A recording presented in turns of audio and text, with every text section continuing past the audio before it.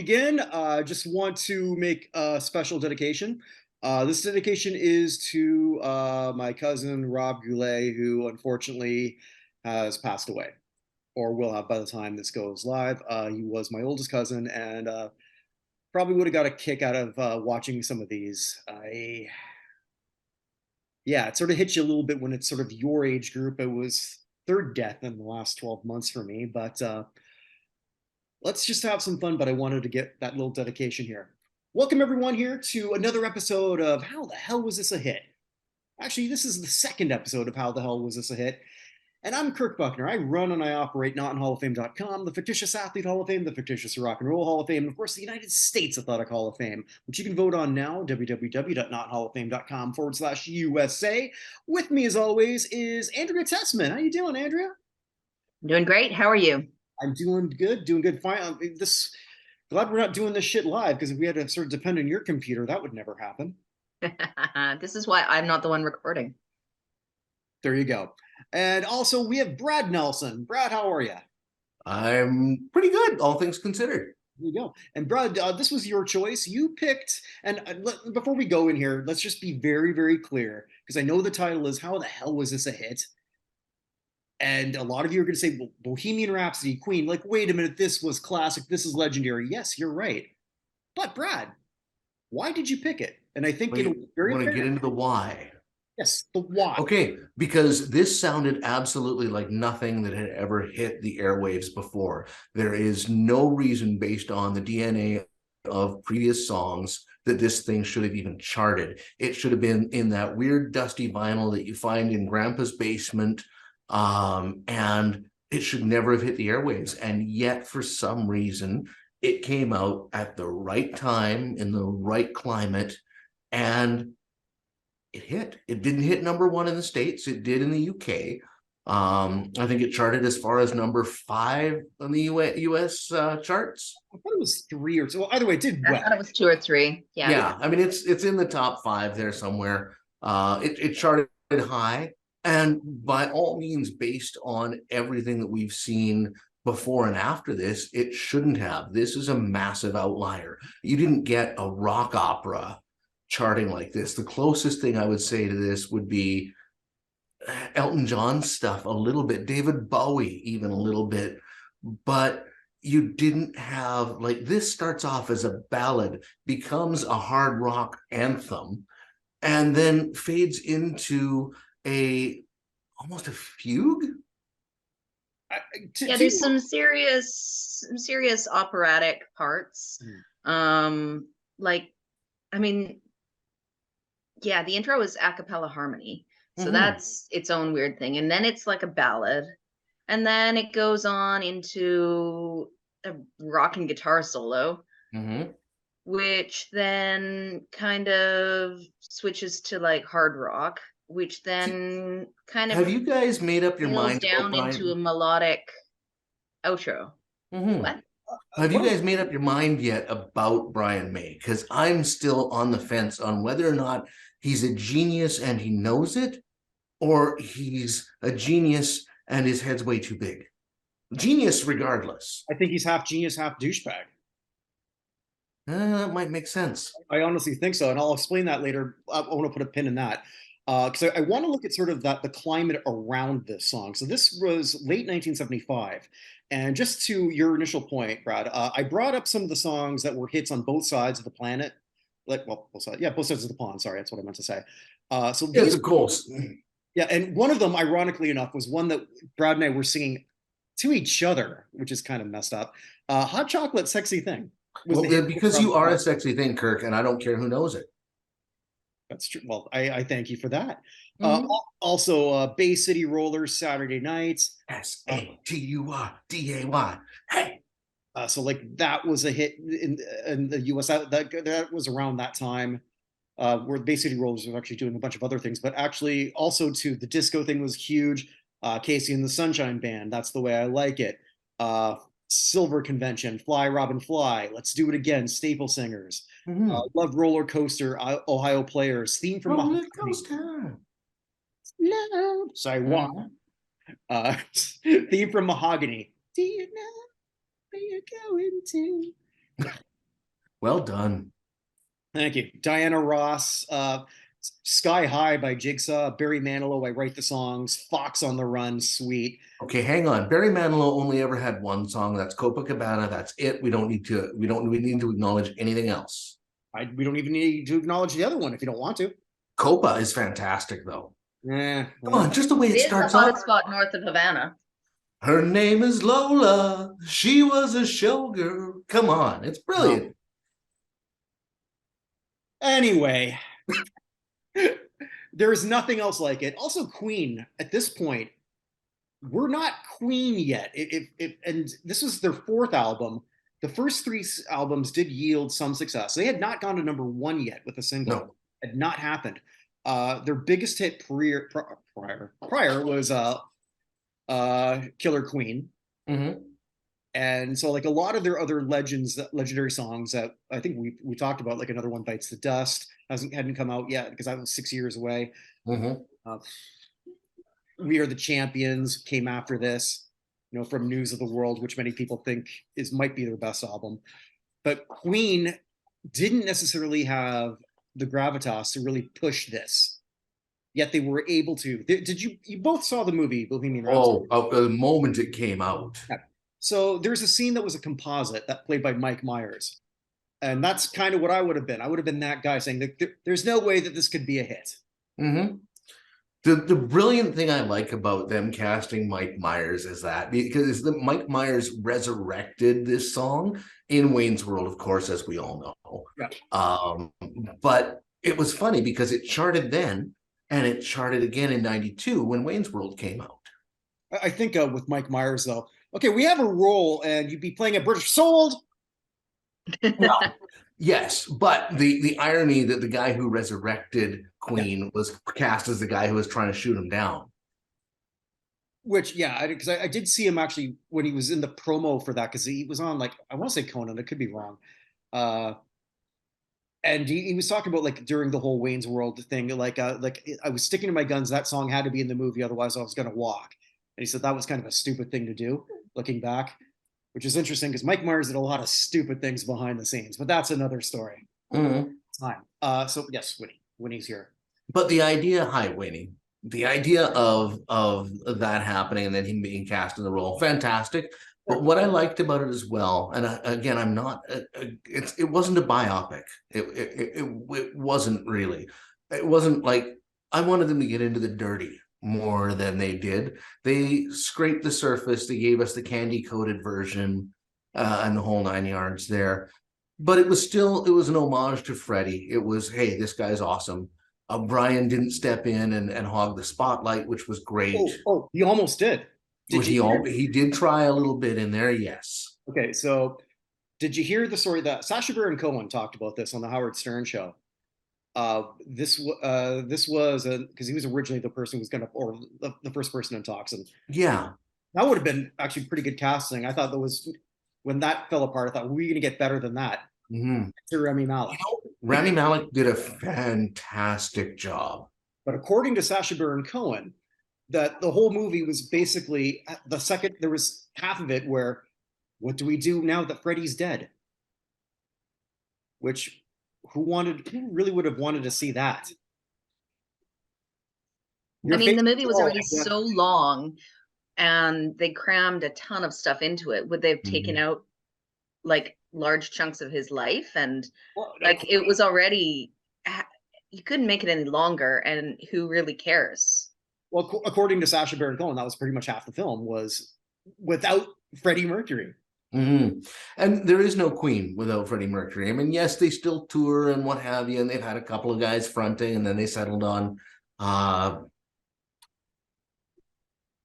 can't remember his name. Picture him, and I can't think of his name right now. Yeah, but anyway, they settled on him. But Queen, as far as I'm concerned, the moment Freddie stopped fronting the band was the moment the Queen stopped existing. Sure.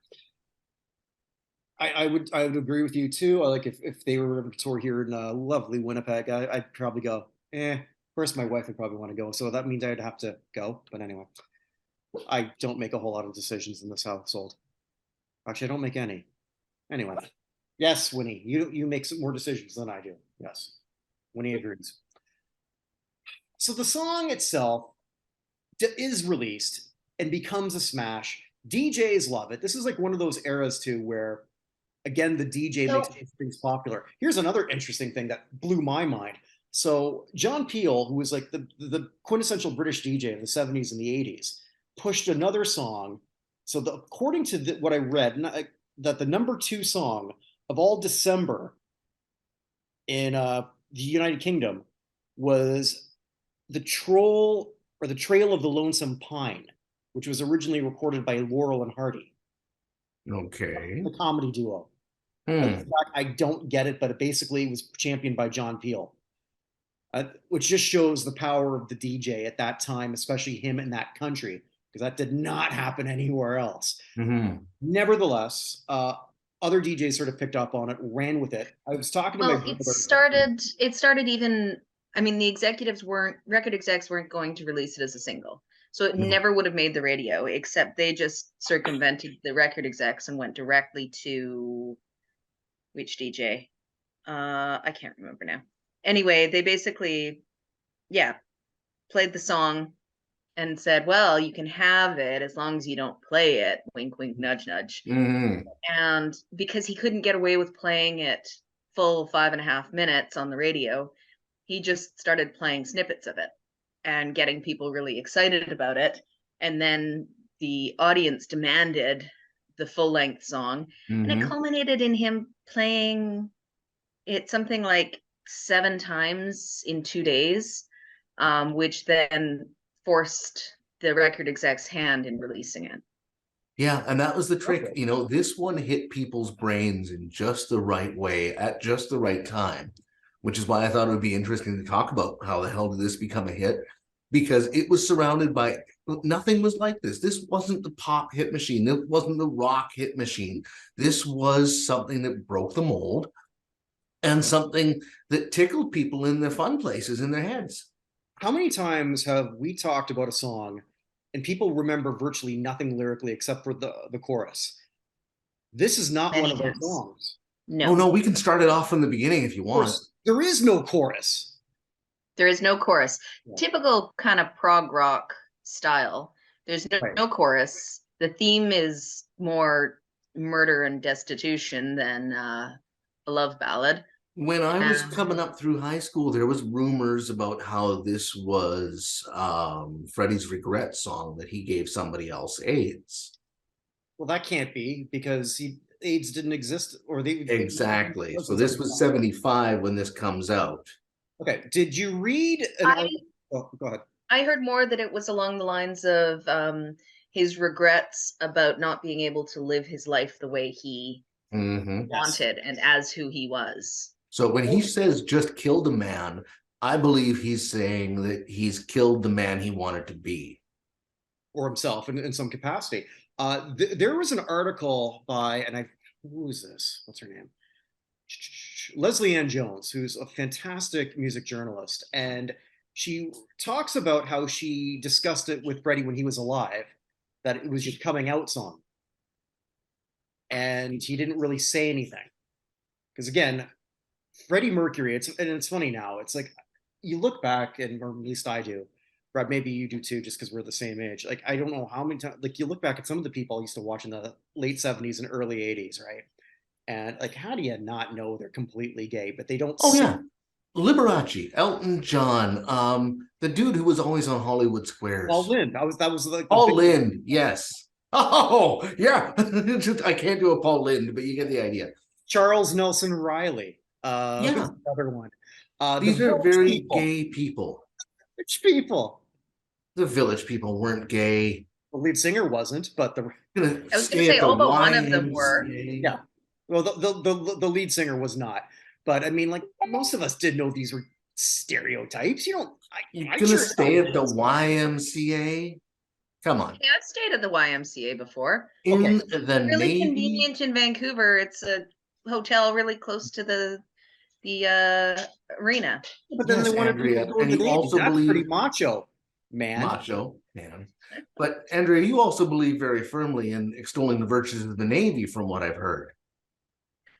I heard it was more the Coast Guard. In the Navy. Consider the Okay, seven but we're now seas. talking about entirely the wrong band. Oh, And Andrea remembered her job. I wait, did. in the Navy? Oh, yeah, well, sorry, yeah. Oh, right.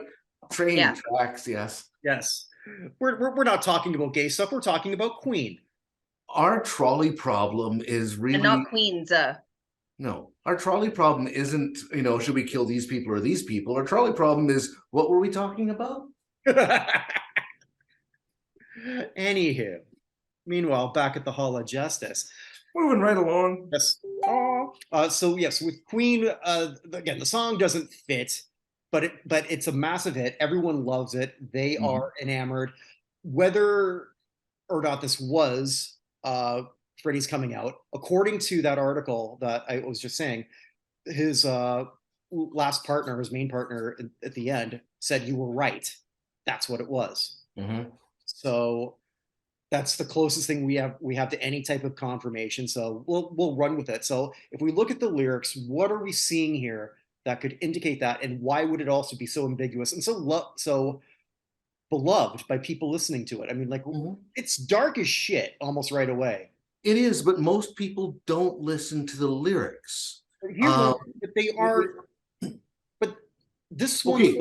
We'll remember them absolutely, but yeah. I mean, if you look at a lot of music that's come out, like I was talking to friends of mine because I don't understand rap because I don't resonate with most of the gangster rap and stuff like that, right? I have no clue what the lyrics are. Most of them, I'm like, well, what are the lyrics about? And they're like, I don't know, I just like the beat. Which I think in this, it's so orchestral. It starts off as one thing, turns into another. It's kind of like with the Who's Tommy, for example. It tells an overarching story throughout it with different kinds of music. This is that, but condensed into a 3-part song. Yeah, so our first part, is this a real life or is this just a fantasy? Caught in a landslide, no escape from reality. So we're already in something that is deliberately, what the fuck is going on here in my life? Tumultuous. Yes. Open your eyes, look in the skies and see. I'm just a poor boy. I need some sympathy. Then I'm not sure. I don't quite. Maybe he's just trying to rhyme here. Because I'm easy come, easy go, little high, little high, little low. Yeah. Any way the wind blows doesn't really matter to me. And then, holy crap. Mama just killed a man. Now, let's stop there for a half a second because Freddie had this idea back when he was with Smile.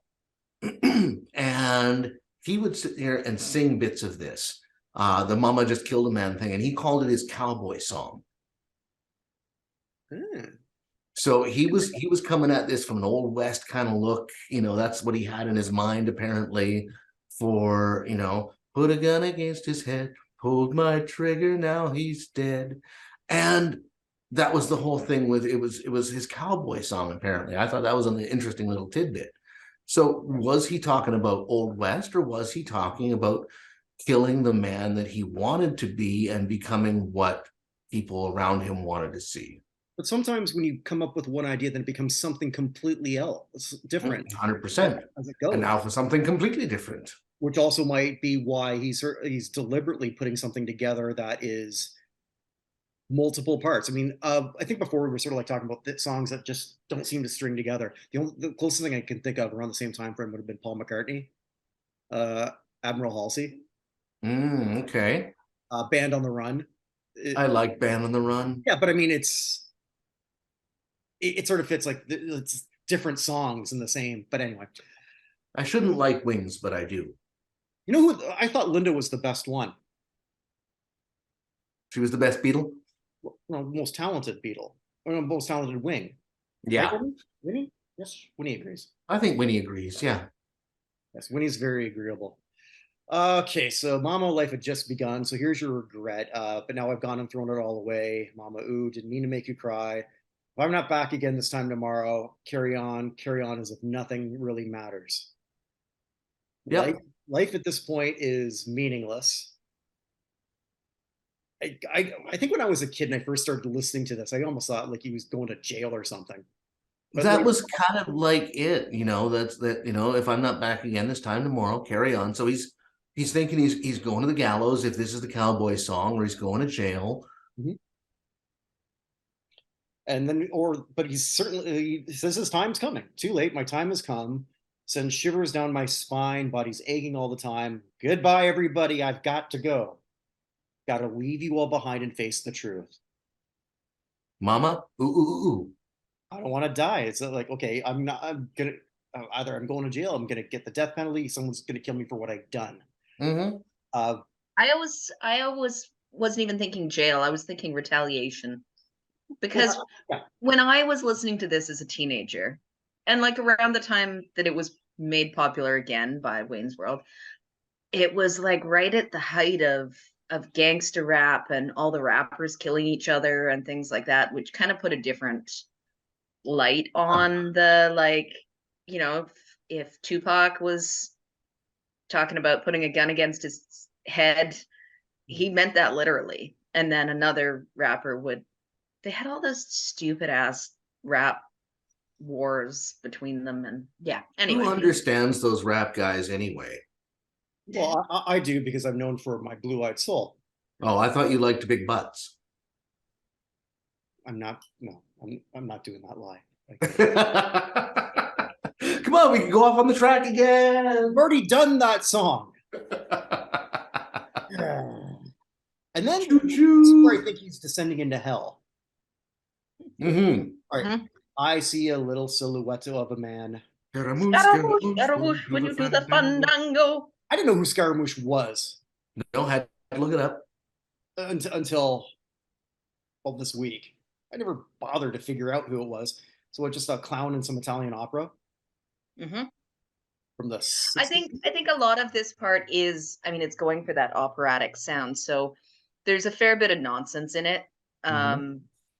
But it is kind of, it's picking words for their phonetic impact, as well as giving that like demonic feel of, as you said, descending into hell. Yeah, because Bismillah, like Kirk and I were talking about before the beginning of the podcast here, was they make it sound like this is a demon rising out of the pits, and Bismillah is simply an Arabic term referring to Allah.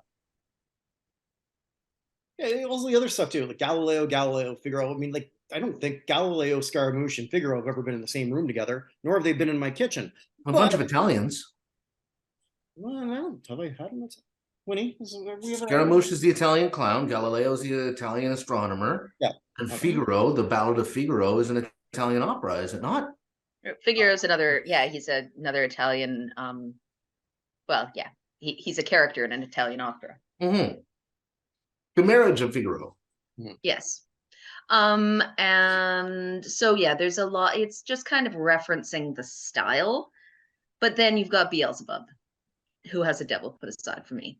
For me? So I think that's, I don't think we would have really, not knowing what Scaramouche is and things like that, you wouldn't have gotten that same demonic idea, except you go, oh, Beelzebub, I know that one, so they must all be demons.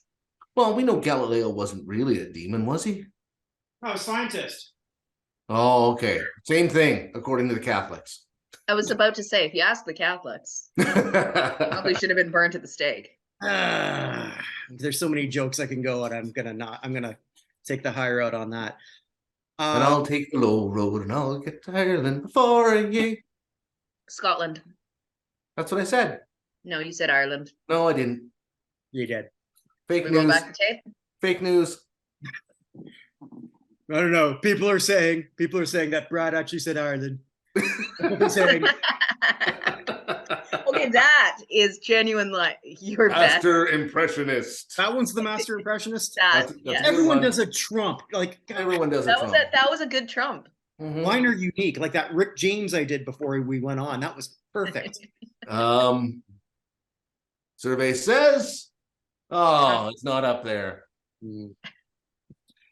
Either way, the devil's coming for him for what he has done.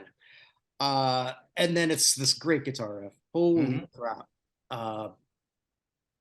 And it walks, man. It walks all over the place. Like it's not just a guitar riff. It's like a guitar riff that turns into something else, and then it turns into something else, and then it just comes up and it builds and it crescendos, and finally it just wow. Keep talking. My dog has just done something I gotta take care of. Oh, dog. Yeah. So, Andrea, how you doing? I'm all right, Brad. How are you? I'm well, thank you. You can keep talking about this topic. Oh, right. We went off the rails.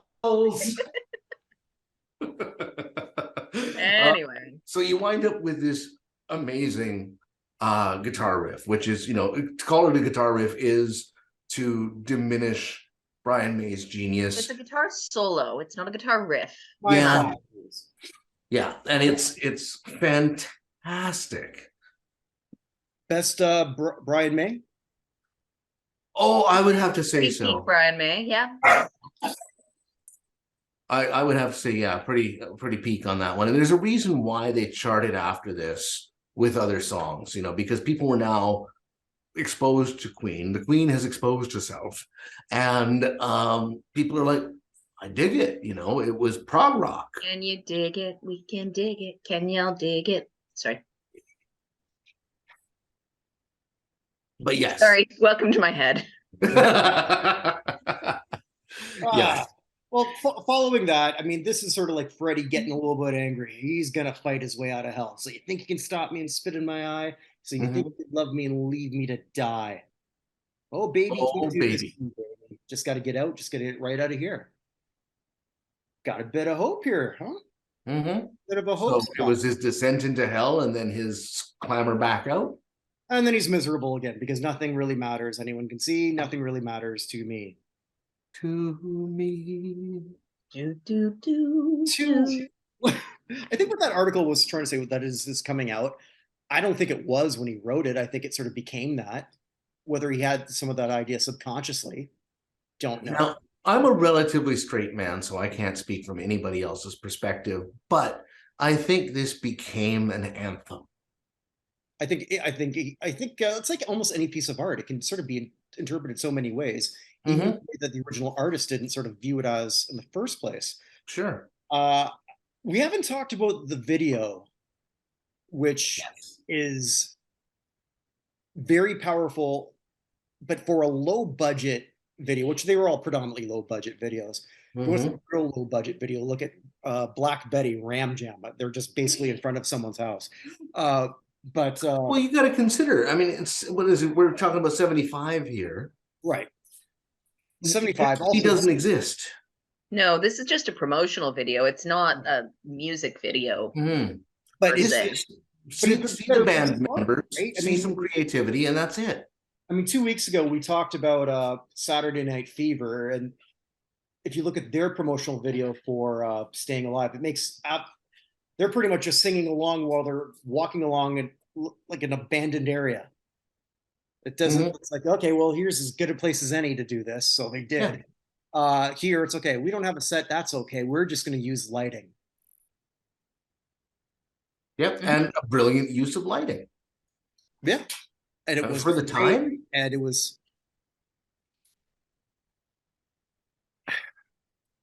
Well, the song holds up. I don't know that necessarily the video holds up, but then when you put it against everything else that was there, yeah, it does. Yeah, exactly. There wasn't anything really to compare this with at the time. I mean, we're not yet. We're a decade away from seeing Michael Jackson moonwalk. Right, and even then, when Michael Jackson had that, there was so much shit as videos. Well, I mean, let's look at what is it? 83 much MTV comes online, and the first song is the Buggles' "Video Killed the Radio Star." Of course, then Queen's first real video in the video era, the MTV era, was the awful "I Want to Break Free" video. I want to break free. Video, so I don't know what they were going for there. You know, which footage of Queen still makes the hair on the back of my neck stand up is them at Live Aid when Freddie controls the shit out of that crowd. Ew. That's the one. And he winds up just the call and response and the amount of control that Freddie had. Like, that was nothing else to do with Queen. That was all Freddie and his presence. And him just absorbing the adoration and feeding his need for notoriety. Like, not even notoriety. He needed to be loved. Find me somebody to love. You know, Eventually he did. He needed somebody to love him. And when the audience was looking at him and giving him all of that energy, he reflected it right back at them and started having fun with them. Because that's when he got into scatting.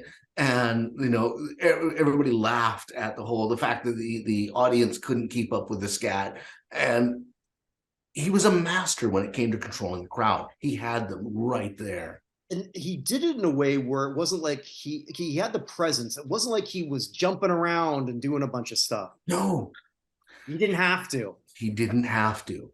Yeah, and very few people can do that. Rami Malek did a fantastic job of capturing that, because you can go back and you can watch the footage from Live Aid and then watch what Rami did afterwards. And I think he did a really good job. When we were talking earlier about Sacha Baron Cohen having that role, I don't know that Cohen could have pulled it off in the same way that Malek did. I think he could have, just in a completely different way. Oh yeah, he would have been way over the top. Who knows? I mean, it's a nice what if, but the guy won an Oscar, deservedly so. Yes. And there's not too many times I can say won an Oscar and then deservedly so. Yeah. No, I could easily, at the drop of a hat, she's as gentle as playful as a pussycat. Anyway, at the drop of a hat, I would rewatch Bohemian Rhapsody, the movie again. Did you not for this show? I didn't rewatch it. No, I've watched it like 3-4 times before. I will watch it over and over again. You know what? I'm actually very impressed, and I just thought about that this morning. So many, and again, because this was their first massive hit, and yes, they had hits before, but too many times when somebody has that breakout, whether you want to call this a breakout or not, I could say it was sort of a level changer. Yeah, well, they'll rest on their laurels, or they'll amp up the game. No, they'll try to think, okay, we just did this. Bohemian Rhapsody 2. Yeah. And nothing they did ever sounded like this ever. No. I mean, you've got Fat Bottom Girls and Bicycle Race, which go together.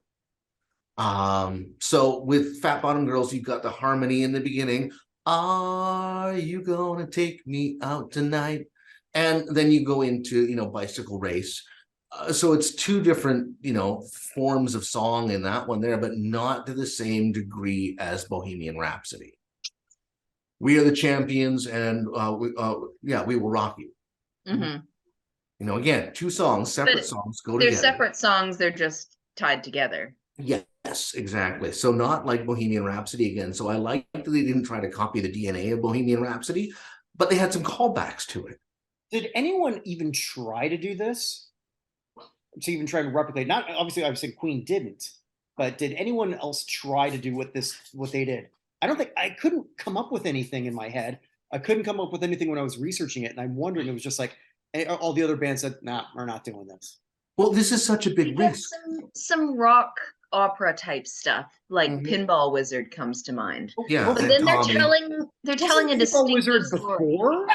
I think it might have been. I'm not sure. I think so, because I think Tommy was before this. Brad's gone to the Google machine. Yeah. But it's a 1970. similar 70. So yeah, it's just before, and yeah, it's that. And that could be where that rock opera style of music could be very likely where Freddie Mercury kind of pulled this from. But again, nothing before this ever sounded like this. Nothing like it. Like, it's got its own unique DNA. Sorry about my dogs, everyone listening at home. They're both very interested in fighting with each other. As you do. And you can follow them at their Instagram, Jasper_the friendly corgi. And might as well plug them since they decided to interject themselves here. Winnie's name isn't in the Instagram handle, because but it's but the bio is Jasper the friendly corgi, and Winnie and my sister Winnie the Jet. Winnie and the Jets. Winnie, Winnie, Winnie, Winnie.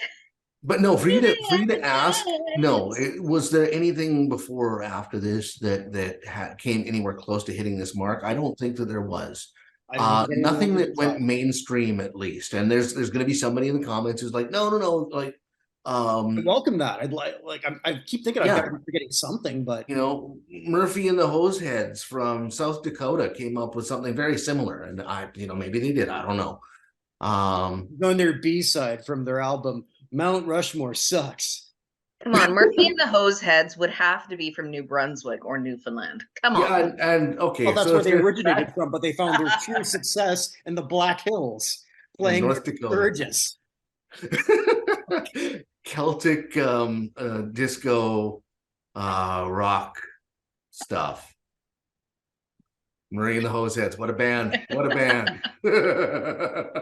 Okay, bye.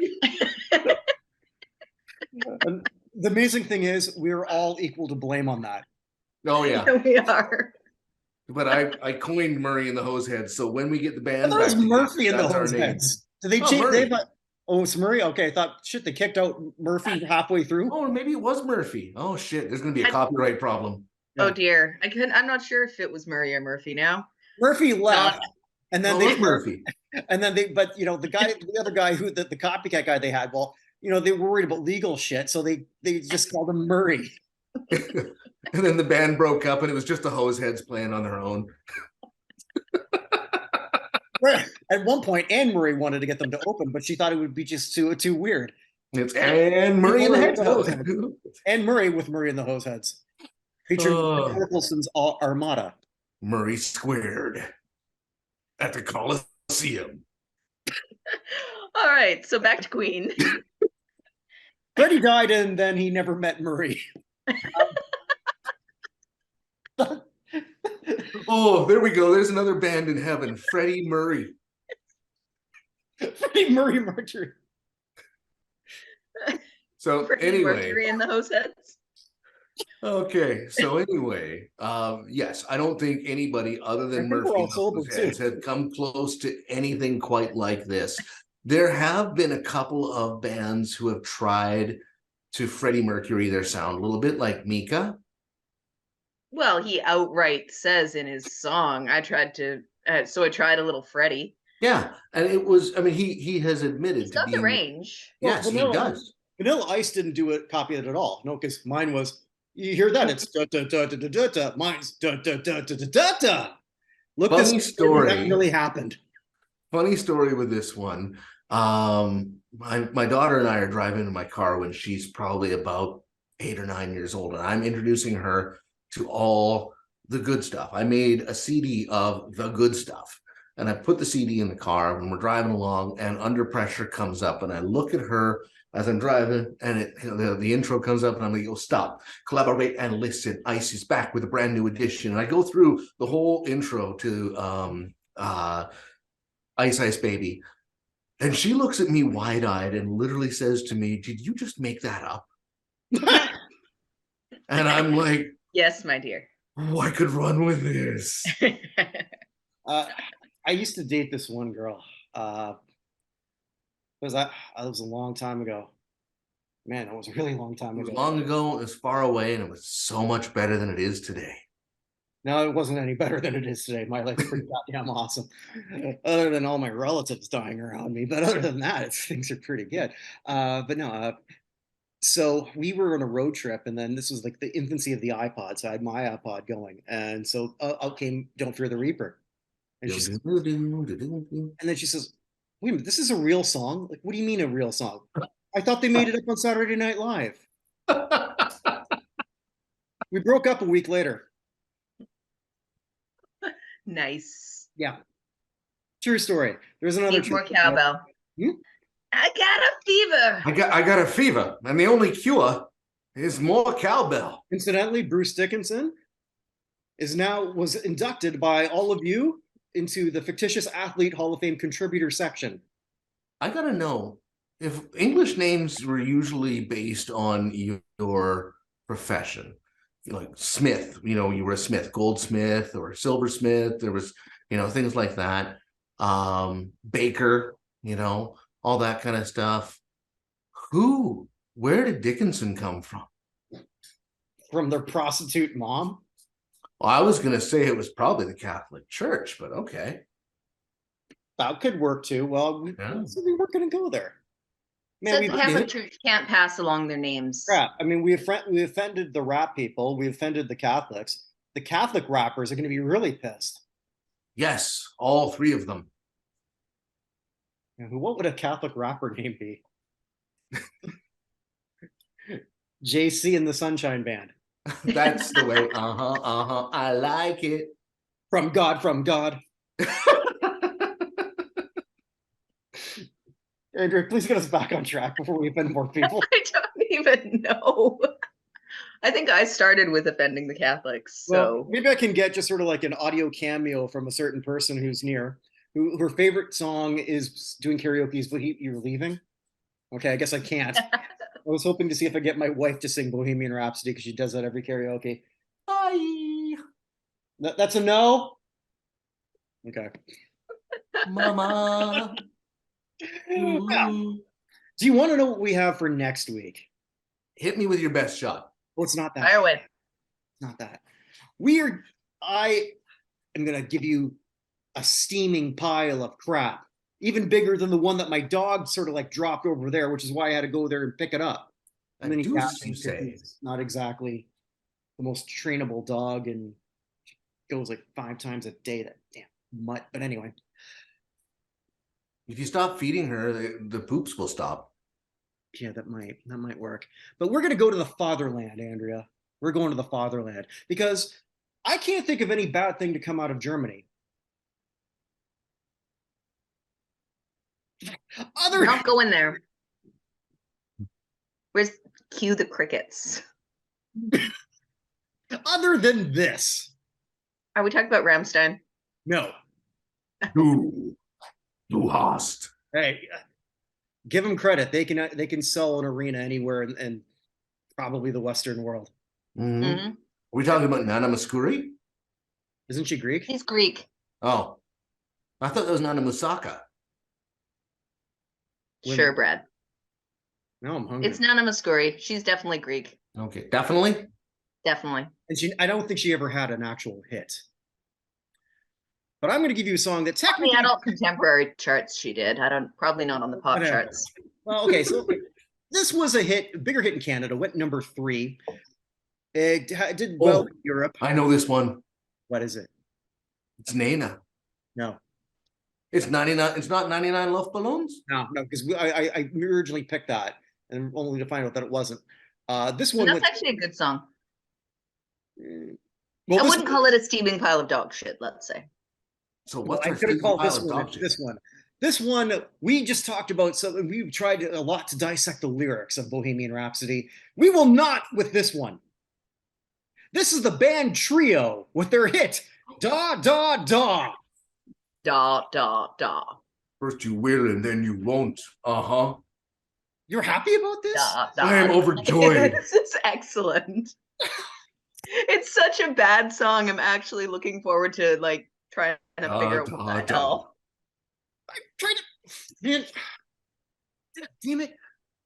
All right, I got one in the chamber. That's no way you're going to be happy about this one because you probably never heard it. But anyway, disco or country, I will not be happy to do it. Well, it's not disco, it's not country, and I suppose neither is this one. So yes, we are going to look at Trio's nonsensical, very bizarre hit, even in that time frame. Yes. When was that? Was that mid-90s? That was early 80s.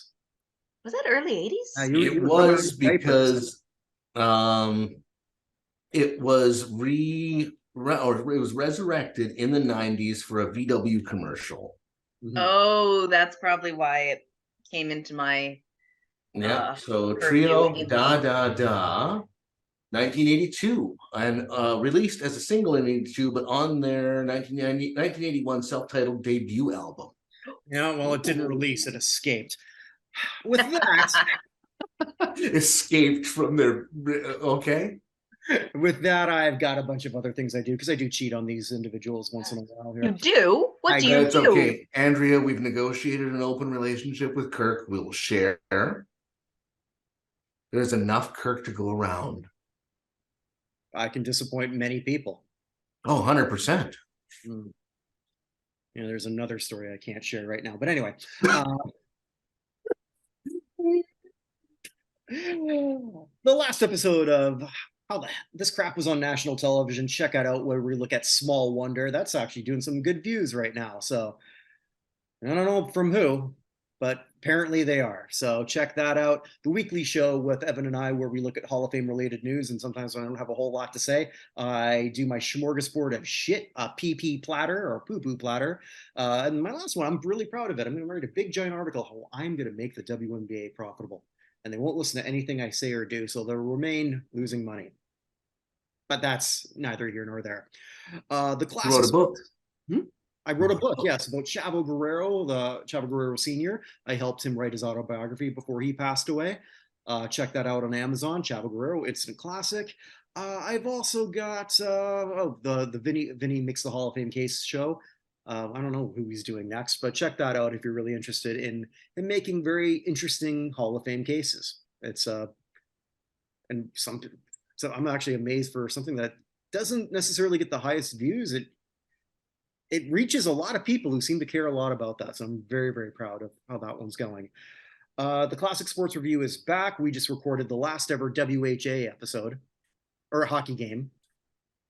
Do you remember where you were when it was the Winnipeg Jets going against the Edmonton Oilers? Do I remember where I was when it was the Winnipeg Jets going against the Oilers? In 1979 for the last Avco Cup? Okay, who could forget when the Winnipeg Jets were going against the Edmonton Oilers and I was 6 years old?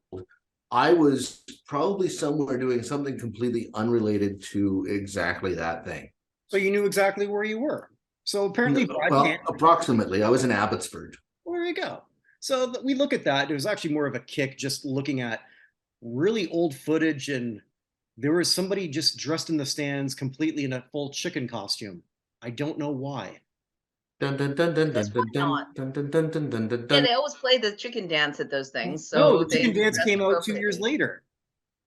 Really? I was trying to figure this out. I couldn't. And it wasn't just somebody just dressed like Kirk. Like he had a full-on like Disneyland costume, like a full body costume and a full like mascot style. Yeah, I mean, like I don't know what the hell you're doing. How do you even drink a beer in that?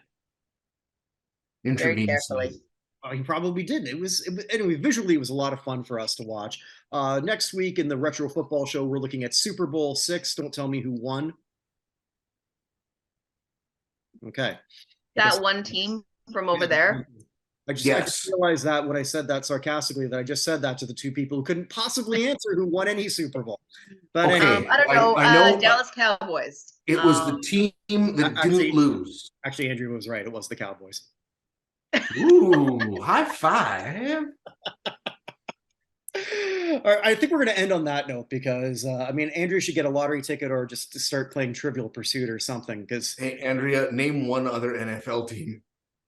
The Rough Riders? No, that's the CFL team. The Dolphins. From Miami? Incidentally, that's the team they beat. Are you shitting me? No, I'm not shitting you. How did you pull that out of your ass? No comment. What else is in there? Like the secrets to like eternal life? There's a lot of weird shit going on in my head, Brad. We're gonna have to go spelunking in Andrea's took us because there's some cool stuff going on in there. This is sort of a great segue from when Andrew talked about bleaching said ass. But anyway. That was just to get out of like watching a sports ball game. Apparently, you know things about what I would rather be doing, and I'm pretty sure I said I would rather be bleaching my anus. Changing your ringtone. Okay, so we've established now that Andrea is like that octopus that can pick bets. Because apparently you can ask her what team is going to win. She'll tell you. That's a great thing to have. Thank you for bringing that up there, Brad, because we can't do this here at Not in Hall of Fame without our good friends at BetStamp. Oh, Yeah, check it out. Get the app. Yeah, because if you want to make a bet, and now is a pretty good time. Well, this will be come up after when this has already happened. But if Andrea, let's say, would have made with her cosmic prestidigitation. Yes, some would say a Kreskin digitation. Ooh, no one would say that. Actually, he's still and the winner is the Cowboys. Well, for the first time ever, 2 number 8 seeds have advanced to the NBA Finals and the NHL Finals, and they're both from the same city. So if you were like Andrea and you may be thinking, I want to bet on the Florida Panthers to win it all in the Stanley Cup, or the Miami Heat to win it all in the NBA, you'd still be alive. And you could probably have checked to see who was going to pay the best odds for that. And on BetStamp, you just go there, you download that app right now. And if you were to put in that bets, it would, and you just use all the great sports books that you might use, you could see who's paying out the best. You'd be a winner like Andrea. But you want to help us out. Payouts. Absolutely. You want to make, if you're going to gamble smart. Like, don't listen to loyalty has no place in gambling. No, but loyalty sort of does. If you sort of like go with once you put in a promo code of $1.25, because I'm the buck and I'm not 25. You're not $1.50. I don't know what the hell I was thinking. That made so much more sense because I am. All right, I got my promo in. I got all the stuff in. With that, family, it's been a rough one, but let's all smile and have some fun, and we might just learn something before it's done. Hey. No, still can't do Cosby. The monkeys? No, that was Cosby. Man, try watching people complain about not being able to watch the Cosby Show anymore. Try watching Fat Albert when every episode was a life lesson. You know what I find that one's bad, but I find really sad all of the other people on the Cosby Show who are now like losing out on royalties because of that. I only feel bad for the ones who didn't stand by him. Yeah, fair. So Rudy, sorry for that. Sorry for your loss of income, but I'm sure you're doing something else right now to keep yourself occupied. Oh wait, you're not. But anyway, no, it's Jeffrey Owens, because I think I told you guys that like he got job shamed because they saw him at work at trade shows. Yeah, that was bullshit right there. Well, yeah, and so we went on one of the morning shows. Like, yeah, want to know why? Thanks, Bill. He didn't say it quite like that, but but that's the reality. Exactly. It's a crying shame, but and somewhere Lisa Bonet was saying, yeah, I got Jason Momoa, and I don't need your money. and now she has alimony from Jason Momoa, so I think she's got Lenny Kravitz babies too, doesn't she? Wait a minute, I want to go back here. She's not separated from. Yeah, they broke up a year or so ago. Oh. Which is just bizarre because they seemed like the happiest couple ever. But yeah, they are no longer together. So, ladies, Jason Momoa is on the market apparently. I've heard he makes women wet. Yes. I think he makes a lot of men wet too, to be honest. Well, he is Aquaman, so he's probably splashy. We should have ended this like right after the promo for BetStamp. What the fuck was I thinking? You could cut it off at any point. You could have go back retroactively, cut it off. Yeah, I could, but that would be a whole effort. I'm not doing that. From all of us here at the Buchnerverse. High atop Mount Manitoba, which, by the way, every time you say that, I always think of the Friendly Giant. Look up, look way up. Okay. I'll now close with an impression. Ooh, master impressionist. Right. This is Rusty. Rusty from the little dude in the sock. Yeah. All right. Get your hand out of my ass. Okay, that one in your Trump impression, pretty damn good. Yeah, you're getting better, Kirk. You're getting better. Master impressionist. Master impressionist. Ted, master impressionist. You actually typed it wrong, I think, last time. It said master debater, didn't it? Because you're really good at putting worms on hooks, or you're good at arguing with people. I can't remember which. I'm good at neither of those. So with that, okay, the Buchner verse is now closed. This is, God damn it. Why did I let this happen? Because sometimes the stop button. yeah, I don't think things through. Wherever you are, wherever you may be, stay safe, everybody. Bye. Good night.